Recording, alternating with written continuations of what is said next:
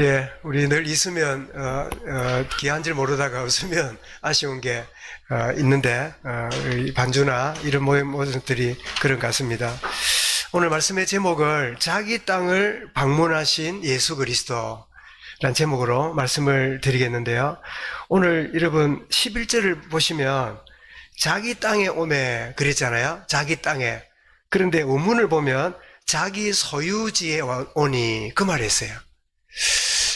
자기 소유지에 왔는데 이 소유주를 차지하고 있는 인간들은 그분이 주인인지 모르고 누가 주인이에요? 내가 주인이에요. 그래서 예수님이 사역하실 때 이런 비유를 하셨습니다. 어떤 한 부자가 포도원을 짓고는 이제 외국을 가야 되는데 하인들을 불러가지고 다 맡겨놓고 이제 외국에 갔다가 돌아와서는 이 하인을 보내가지고 너희들이 포도 농사 지은 거 일정한 분량을 좀 보내라. 그랬더니 어떻게 해요? 때려가지고 대가를 보내기는 그는요, 하인들을 욕을 보여가지고 돌려보낸 거예요. 몇 차례 그러니까 주인이 화가 났습니다. 그래서 누구를 보냅니까? 자기 아들을 보내요. 아들은 자기 대리자니까 아들을 보내어서 이제 오니까 그 하인들이 가만히 그 포도원 농사 짓던 사람들이 그 주인이 아들을 보냈단 말이에요. 그러니까 큰일 났다. 아들은 주인과 같으니까 우리가 그동안 착각했구나. 이 포도원이 주인 건데 내 거라고 착각했구나. 이렇게 생각하고 돌이켜서 그 아들을 맞이하고 그 대가를 지불하고 이렇게 해야 되는데 어떤 일이 벌어졌지요? 이 포도원의 일꾼들이 작당을 했어요. 그래, 저 아들을 죽여버리면 이 포도원은 우리께 될 거야. 그래가지고 아들을 죽여버립니다. 그때 이 주인이 화가 나가지고 군대를 끌어넣어서 그 모든 이 포도원에 일하는 농부들을 다 처단하는 그런 비유를 주었어요. 이 이야기를 듣던 바리새인들이 기분 좋았을까요? 기분 나빴을까요? 아주 불쾌했습니다.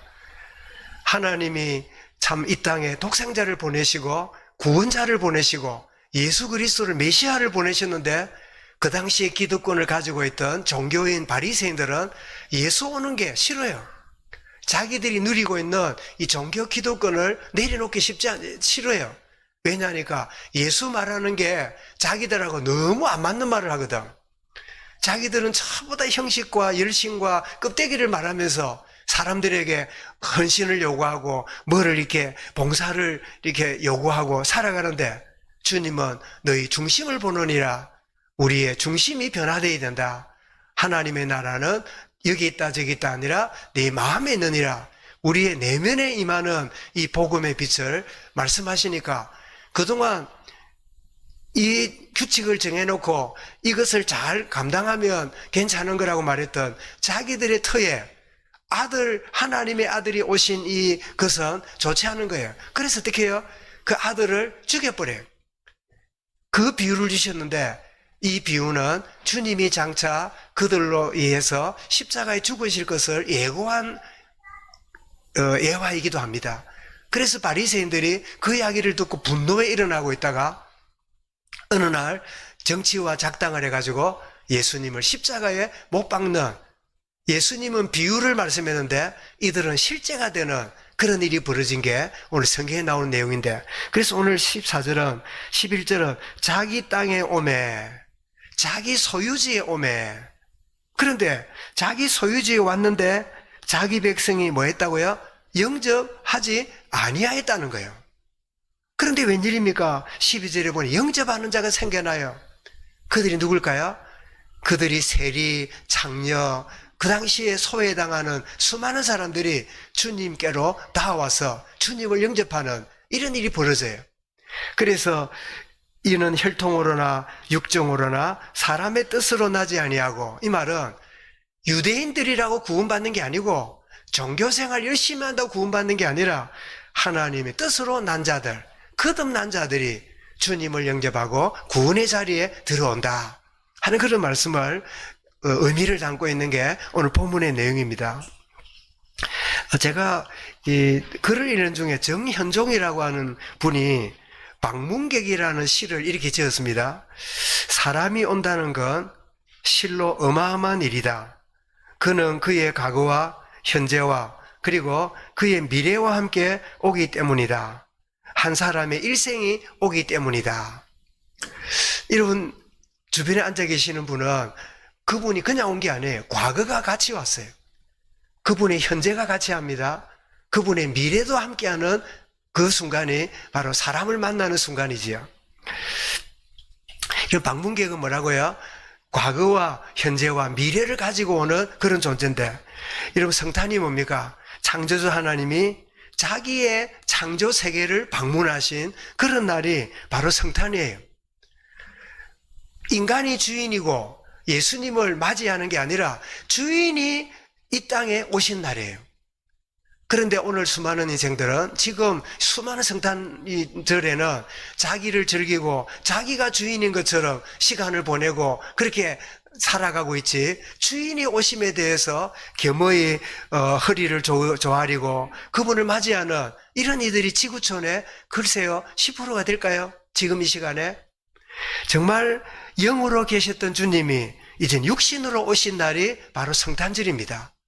오늘 성탄의 날이 주인이 오신 날이다. 주인이 자기 아들을 자기 땅에 보내신 날이다. 그래서 갈라디아 4장 4절에 하나님이 그 아들을 보내서 여자에게 나게 하시고 오늘 읽었던 14절에 뭐라고요? 말씀으로 계셨던 그분이 육신이 되어 우리 가운데 거하시는 그런 날이 바로 성탄의 이 의미가 있는 날이죠. 여러분 자기 땅을 방문하신 예수 그리스도인데 주님은 과거를 가지고 오셨습니다. 주님이 과거를 가지고 오셨다고요? 그게 무슨 뜻일까요? 구약을 통해서 수많은 예언을 우리가 태어나기도 전에 수많은 것들을 가지고 오셨어요. 창세기 3장 15절에 뭐라고요? 여자의 후손이 뱀의 머리를 깨뜨릴 것이다. 우리가 이 땅에 태어나기도 전에 주님은 우리의 지난 과거를 이렇게 가지고 오신 거예요. 수많은 선지자들이 증거를 하셨습니다. 이사야 7장 14절 말씀 기억나지요? 뭐라 했습니까? 네? 보라, 처녀가 잉태하여 아들을 낳을 것이니 그 이름을 임마누엘이라 하리라. 하나님이 함께 하신다 하는 그런 말씀을 예언했고, 말라기 4장 2절에도 뭐라고요? 의로운 태양이 떠올라서 치료하는 광선을 바라리니 너희가 송아지처럼 뛰게 되리라. 치유하시는 역사가 있을 것을 이미 주님은 우리에게 선포하셨어요. 실제로 주님이 구약 때에 현현이란 말은 실제로 나타났다. 주님이 신약시대에 어린 아이로 태어나기 이전에 구약시대에도 주님이 자주 현현하셨어요. 어떤 경우입니까? 아브라함에게 세 천사 중에 한 명으로 오셨잖아요. 그리고 이 다니엘의 세 친구가 풀무불에 떨어졌을 때 성경은 뭐라 그럽니까? 인자 같은 이가 그 풀무불 가운데 다니셨고, 이 인자 같은 이가 누굴까요? 바로 예수 그리스도 현현이에요. 구약시대에도 주님이 나타나신 이런 부분이지요. 이사야가 여러 군데 선포했습니다. 이사야 9장 6절에 뭐라고요? 한 아이가 우리에게 낳고 한 아들을 우리에게 주신 바 되었는데 정사를 메웠고 이름은 기묘자라. 전능하신 하나님이라. 영존하신 아버지라. 평강의 왕이라 할 것임이라. 이렇게 예언된 그분이 우리를 과거를 가지고 우리에게 오셨다는 거예요. 11장 1절에도 이새의 줄기에서 한 싹이 나며 그 뿌리에서 한 가지가 나서 결실할 것이요. 이새의 자녀의 이새가 누굽니까? 이새가 누구 아버지지요? 다윗의 아버지지요. 그래서 신약에 뭐라 그럽니까? 아브라함과 다윗의 자손 예수 그리스도라고 설명하고 있지요. 62장 1, 2절에 뭐라고요? 일어나라 빛을 발하라 여호와의 영광이 너희에게 임하였고, 이렇게 이사야를 통해 예언되었고요. 53장에는 고난당하는 종으로 실로 그는 질고를 지고 참 그렇게 갔지만 우리 무리의 죄악을 그가 담당하셨다. 우리 허물 때문에, 죄악 때문에 그는 채찍을 맞으시고 징계를 받으셨다. 이 모든 것들이 나의 태어나기도 전에 주님이 방문하신 것은 우리 주님이 모든 과거를 가지고 이 땅에 오신 거예요. 두 번째입니다. 주님은 현재를 가지고 오십니다. 십자가를 지심으로 우리의 모든 문제를 십자가에 해결하셨어요. 요한 19장 30절에 내가 다 이루었다. 이게 다 이루었단 말은 다 갚았다 그 뜻입니다. 빚을 다 청산했다. 여러분 빚을 져서 답답한 시절을 경험한 분 있겠지요. 그런데 그것을 다 해결하고 나면 어떻게 해요? 그때 여러분 자유함을 누리는 그런 평안을 누리게 되지요. 우리의 모든 짐을 죄를 다 갚아버린 다 해결한 그런 의미지요. 자, 이 진리의 복음을 믿음으로 받아들이면 지금 구원받습니다. 언젠가 구원받는 게 아니라 주님이 십자가로 이루신 이 구원의 축복은 지금 구원받는 거예요. 많은 종교인들은 지금 받는다 그러면 허허이 어떻게 지금 구원을 받느냐고, 많은 공로를 쌓아야 되고 많은 공적을 쌓아야 그래야 되지 어떻게 벌써 구원받느냐고. 또 어떤 사람은 그럽니다. 내가 살아오는 가운데 얼마나 죄악이 많고 회개하지 못한 것들이 많은데 철저하게 회개하고 철저하게 다 이렇게 고백하고 다 그렇게 해야 내가 구원받지 어떻게 벌써 구원받느냐고 이렇게 말합니다. 이렇게 말하는 것은 복음을 모르는 거예요. 언제 구원받는다고요? 주님을 영접하는 순간 지금 구원받게 하시는 거예요. 주님의 방문은요 현재를 갖고 오셨어요. 현재를 갖고 오셨어요. 그래서 요한 5장 24절에 뭐라고 말씀합니까?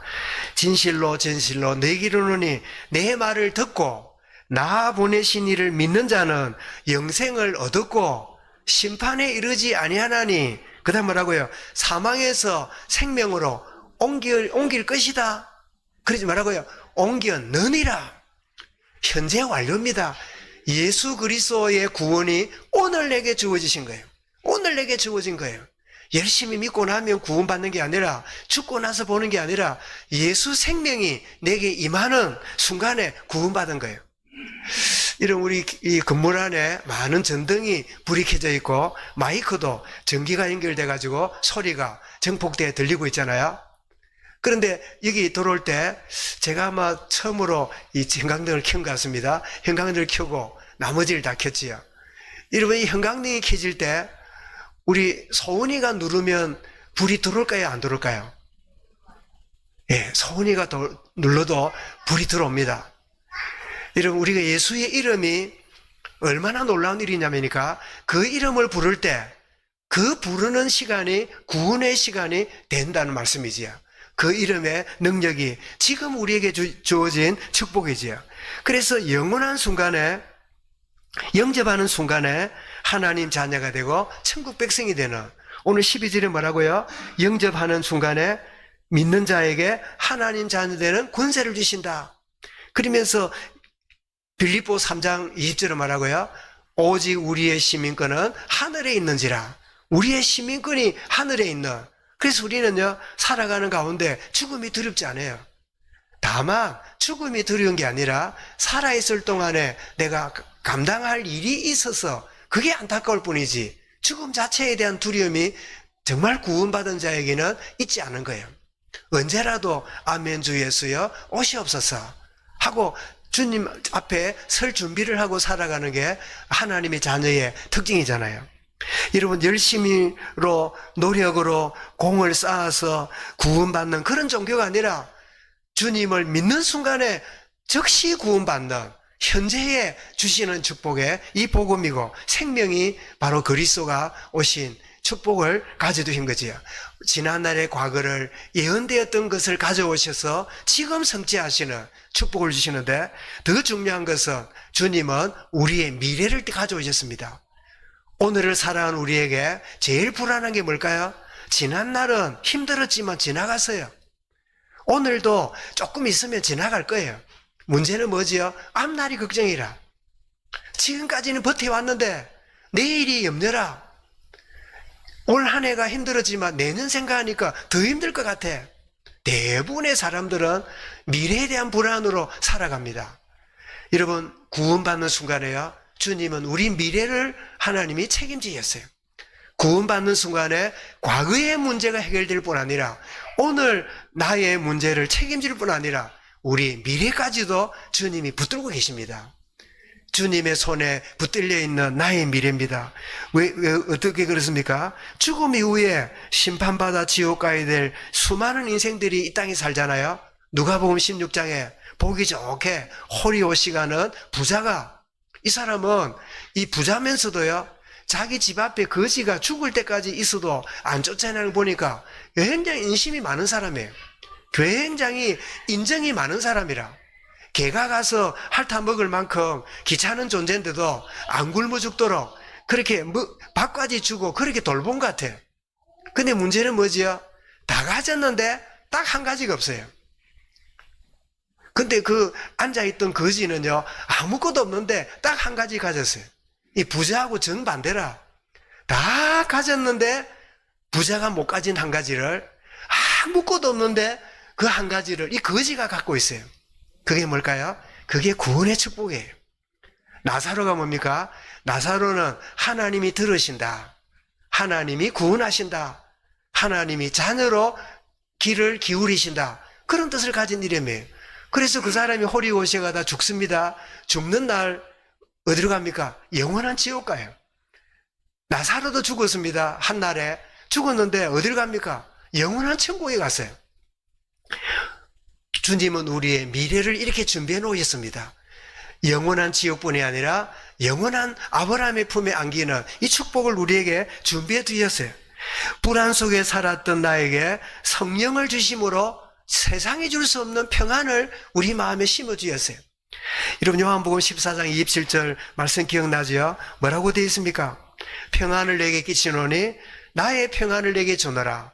내가 주는 평안은 세상이 주는 것과 같지 아니하니 너희 마음에 근심도 하지 말고 두려워하지도 말라.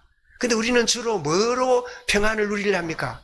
세상이 주는 그것 같고, 세상이 주는 그것이 있어야 내 두려움이 없어질 것 같은, 오랜 불신앙으로 살았던 우리의 체질이 세상 것이 없으면 죽을 만큼 힘들고, 그게 넘쳐나면 살만하고, 여기에 기준이 있잖아요. 사람들이 말할 때 이렇게 말합니다. 아이고, 그 집의 딸은 시집가서 참 잘 산단다.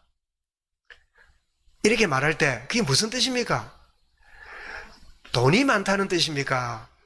아니면 돈이 있으나 없으나 편안하게 산다는 말입니까? 무슨 뜻으로 시집가서 잘 산단다 이렇게 말할 때 그렇게 표현하는 겁니까? 예, 돈이 많단다.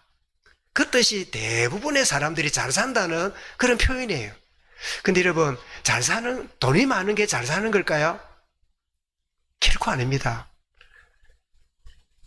잘 사는 거는 돈이 많으나 작으나 상관없이 자기에게 주어진 일을 감사하며 사는 사람이요, 잘 사는 거야. 이런 올 한 해 동안 여러분은 가진 게 부족하고 여러 가지로 어려울지라도 하나님의 참된 평안과 성령 속에 있으면 잘 살아오신 거예요. 잘 살고 계신 거예요. 하나님 잘 살게 해주신 거 감사합니다. 세상의 어떤 환경 가운데 있을지라도 잘 살아오는 은혜의 한 해를 보내게 하신 거 감사합니다. 새해에 생각해보면, 계산해보면 여러 가지로 부족한 모자라지만 나를 잘 살도록 인도하실 주님을 찬양합니다. 그래서 세상 사람들이 잘 산다는 말하고 성경이 잘 산다는 말하고 달라요. 여러분 생각해 보십시오. 야, 누가 시집 가서 참 잘 산단다. 그런데 그 시집에 돈은 많은데, 그 시집에 그 많은데 그 집안에 모든 문제가 다 있단다. 그럴 때 뭐라 그럽니까? 잘 산다 말 안 하고 뭐지요? 그 집에 큰일 났단다. 돈이 많다며. 돈이 많은 게 잘 산다며. 잘 산다는 의미는 따져보니까 세상 사람도요, 돈만 가지고 말하는 의미는 사실은 아니에요. 근데 우리는 일반적으로 뭐래요? 그냥 여유 있고 돈만 많으면요, 아, 저 사람 참 잘 산다. 저 집 참 잘 사네. 이렇게 말하는 게 틀린 이야기지요. 정말 우리 하나님의 백성된 구원받은 우리도 잘 산다는 게 어떤 의미인가 하는 사실을 이 성탄의 아침에 기억할 필요가 있는데요. 불안 속에 살았던 내게 성령을 주심으로 참 평안 속에 잘 살도록. 그래서 여러분 시편 23편을 이런 버전으로 말하면 여호와는 나의 목자시니 뭐라고요? 나를 잘 살게 하시는 목자시니, 나를 잘 살도록 하시는, 여러분, 감옥에 가 있고, 이 노예로 있는 이 요셉이 잘 살고 있는 걸까요? 불신자들은 볼 때는 그게 뭐 잘 삽니까? 노예고 감옥살이 하는데. 남한테 명함도 못 내미는 그런 형편인데. 그런데 요셉은 어떤 상태예요? 여호와께서 요셉과 함께 하심으로 요셉이 잘 살았더라. 그 잘 살았다는 말이 뭐죠? 단순한 경제 문제가 아니에요. 인생에 주님이 주시는 참 평안 속에 살았다. 그런 의미지요. 여러분, 우리의 미래가 어떻습니까? 나를 통하여 영광 받으실 계획 속에 나의 삶을 인도하고 계십니다. 아멘. 여러분, 여러분이 주님 안에서 주시는 참 정체성이 정립되어야요. 여러분, 자녀를 보는 눈도 다릅니다. 여러분, 자녀를 바라보는 관점도 달라집니다. 여러분, 내 인생에 대한 관점이 바로 안 서면요, 내 자녀들을 바라보는 눈도요, 걱정투성이라. 저래 가 살겠나? 저래 갖고 일이 되겠나? 저래 갖고 앞으로 어떻게 되겠나? 내 염려와 걱정 속에 자유하지 못하면요, 그 관점으로 모든 것들을 염려, 걱정으로 쳐다봐요. 그래서 주님은 놀랍게도 우리에게 주시는 참된 은혜가 환경, 여건, 자녀, 가족, 이거 이전에 주님 뭐라고 하십니까? 나를 새롭게 하기 원하시는, 이게 응답이에요. 나의 주어진 은혜 속에 서게 되면, 내가 진정으로 주의 은혜 가운데 굳게 서게 되면 나와 관련된 모든 것에 변화가 일어나기 시작하는 거죠. 저는 한 해가 마무리되어 가면서 우리 마지막 주가 있습니다만은 조금씩 좀 돌아보면 우리 개인이나 가정이나 우리 주변을, 우리 많지 않은 우리 성도들이지만 또 우리 보게 되고, 또 저와 관련된 주변에 여러 목회자들이나 동료들이나 보게 되잖아요. 그 공통점이 뭐냐? 그 한 사람만 딱 바로 서면 주변이 저렇게 변하는구나. 그 한 사람만 은혜 가운데 세워지면 환경은 똑같은데 놀랍게도 놀라운 변화가 일어나는구나. 아, 그 원리가 깨달아지는 게 얼마나 큰지를 참 알게 되는. 그래서 우리는 주로 그래 안 합니다. 나보다는 내 관련된 게 잘 돼야 돼요. 내 관련된 게 원하는 대로 돼야 돼요. 그 나는 뭐예요? 나는 그대로예요. 그러면 내 주변이 변화되고 내 주변에 좋은 일이 나도요, 그게 좋게 안 보여요. 왜냐니까 내가 변화되지 않았거든. 그러니 내가 주의 은혜 가운데 새로워지고 재창조되고 새롭게 세워지게 되면 보는 관점들이 달라져요. 새롭게 돼요. 주의 은혜 가운데 인도받게 되지요. 그러면 어떻습니까? 우리 예를 들면 자녀한테도 이렇게 말할 수 있겠죠. 니는 늘 그래. 그 말이 여러분 맞는 말입니까? 틀린 말입니까? 부모로서는요, 딱 맞는 말이라. 니는 늘 그래. 여러분, 이 말이 자녀한테는 어떻게 들릴까요? 굉장히 좌절감을 느낍니다. 부모는 맞는 말을 하는데 자녀 입장에서는 좌절감을 느껴요. 아, 내가 한다고 하는데도 부모님 볼 때 나는 참 쓸모없는 자구나, 이런 자존감이 낮아지는 기회가 돼요. 근데 여러분, 우리가 진정으로 이걸 바꿔 말하면 나를 보고 나는 늘 그래. 나는 별 수 없어. 내가 그렇지 뭐. 내가 하는 게 그런 거잖아. 내 스스로를 두고 그렇게 말하는 경우가 있을 수 있겠지요. 이런 사람들은 자녀를 보고도 뭐라고요? 니는 늘 그래. 이렇게 표현하기가 너무 쉬워요. 왜? 내가 나를 그래 보기 때문에. 그런데 여러분, 기억하십시오. 하나는 부족하고 연약하고 이런데, 그러니까 연약하고 부족하니까 주님 앞에 나가려고 그래 뭐부터 해야 돼요? 회개부터 해야 돼요. 주님, 부족한 납니다. 내가 순종하지 못했습니다. 내가 불충성했습니다. 근데 주님은 이렇게 말씀합니다. 네 부족도 내가 쓴다고. 네 부족한 그것도 내가 쓰고 있는 거야. 너는 부족하지 않아야 되는데 생각하냐? 아니야. 부족한 그것도 내가 사용하고 있어. 이게 깨달아지면요, 우리 자녀의 부족이 니는 늘 그래 안 보입니다. 그래도 괜찮아. 그래도 너는 하나님 자녀야.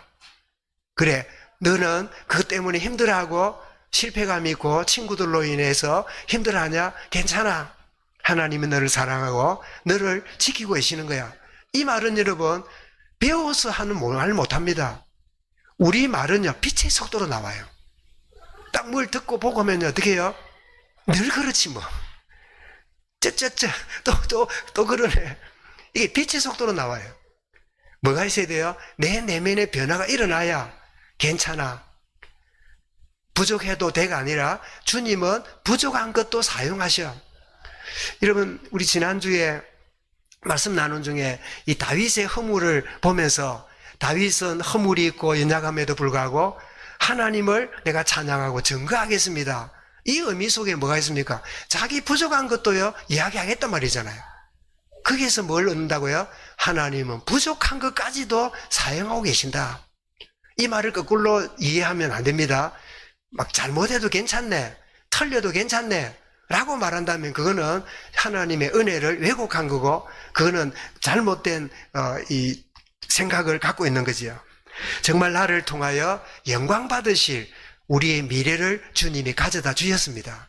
우리 후대들에게도 하나님이 하실 놀랄 일을 우리 후대에게 준비해 두셨습니다. 아멘. 이 축복을 우리에게 주셨다. 그리고 우리가 이 땅을 떠나는 날 영원한 세계가 준비되어 있는, 그래 디모데후 4장 8절에 뭐라 했습니까? 나를 위하여 의의 면류관이 예비되었는데 내게만 아니라 주의 오심을 나타나심을 사모하는 모든 자에게도 의의 면류관이 준비되었다. 그래서 과거에 묶여있고 미래에 불안해하고 현실에 매여있던 나에게 과거의 문제를 해결하시고 오늘 동행하시고 미래를 온전히 책임져 주시니까 우리는 어떻습니까? 온전한 자유하는 자가 되는 거예요. 부족하면 부족한 대로, 참 어려우면 어려운 대로, 힘들면 힘든 대로, 그런 중에서도 참된 자유함. 그래서 요한복음 8장 32절 뭐라고요? 진리를 알지니 진리가 너희를 자유케 하리라. 이 진리란 말은 그리스도를 말합니다. 주님이 우리를 자유케 하시는 거예요. 고린도후서 3장 17절은 뭐죠? 주는 영이시니 주의 영이 있는 곳에는 자유함이 있느니라. 또 갈라디아 5장 1절에 뭐라고요? 그리스도께서 우리에게 자유를 주셨으니 그러므로 굳게 서서 다시는 종의 멍에를 매지 말라. 우리에게 참된 자유를 주님이 자기 땅을 방문하였습니다.